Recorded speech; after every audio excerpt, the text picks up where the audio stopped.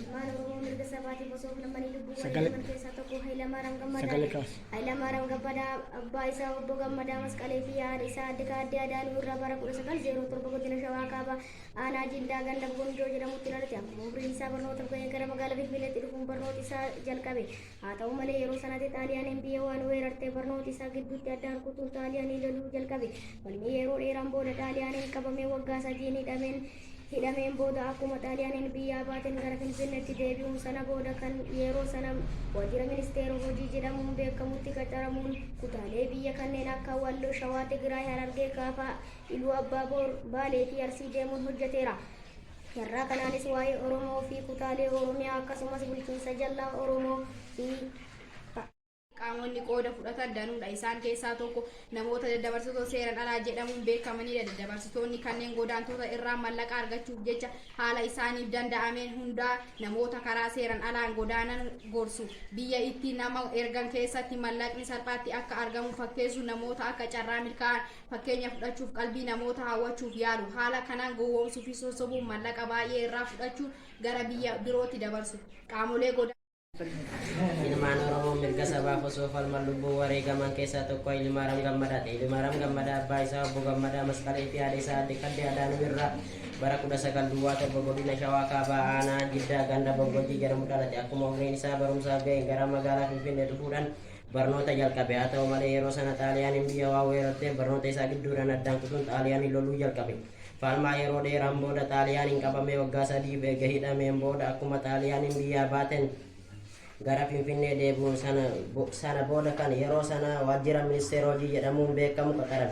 Kutaalee kanneen biyya kanneen akka Walloo, Shawaa, Tigraay, Harargee, Kaafaa, Iluu Abbaa Boor, Baalee fi Arsii deemuudhaan hojjete. Carraa kanaan waa'ee Oromoo fi kutaalee Oromiyaa akkasumas Jalaanis loogis sanyii dhiyaatee mirga dhala namaaf Oromoo eessaatti akka sabaatti ilaalamuu dhabuu fi tuffatamuu fi maqaa hin mallee waamamuun hirriba isa dhorke. Rakkoon Oromoo keessa jiruu fi falaasamni Oromoo qofa ta'uun hubachuu hojii mootummaa gadi lakkisee abukaatoo seeraa ta'ee hojjechuu jalqabe. Hojii isaas barnoota deeggaruu fi guyyaa hojjechuu galgala ammoo barnoota seeraa yuunivarsiitii Finfinnee barachuu jalqabe. Barnoota isaa kanaanis erga xumure booda Oromoon salphina keessaa baasuuf ka'ee isaa bu'uuf qophii.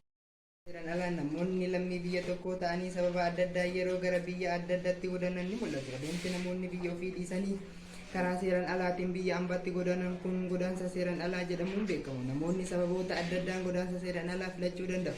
Haa ta'u malee godaansi seeraan alaa nama dhuunfaa kaasee hanga hawaasa bal'aatti miidhaa qaqqabsiisu qaba.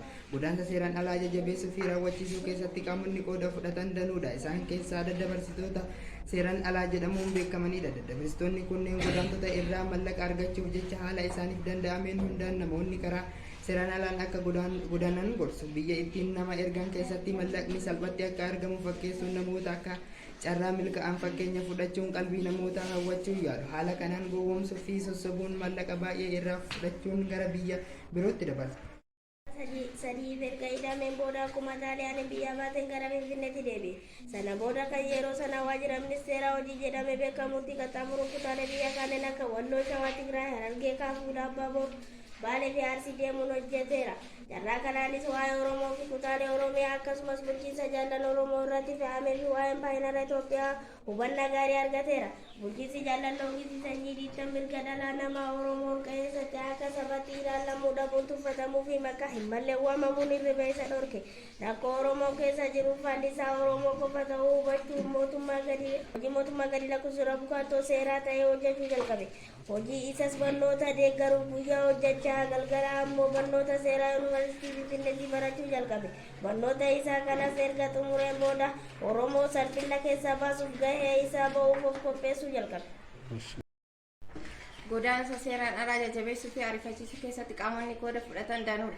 Isaan keessaa tokko namoota daddabarsitoota seeraan alaa jedhamuun beekamanidha. Daddabarsitoonni kunniin godaantota irraa mallaqa argachuuf jecha haala isaaniif danda'ame hunda namoota irratti seeraan alaa akka godaanan gorsu. Biyya itti nama ergan keessatti mallaqni seeraan alaa akka godaanan gorsu. Biyya itti nama ergan keessatti mallaqni salphaatti akka argamu fakkeessu. Namoonni akka carraa milkaa'an fakkeenya fudhachuun qalbii namoota hawwachuu yaalu. Haa haala kanaan gowwoomsuu sossobuu mallaqa baay'ee irraa fudhachuudhaan gara biyya birootti daddabarsu qaamoleen keessa sadaffaa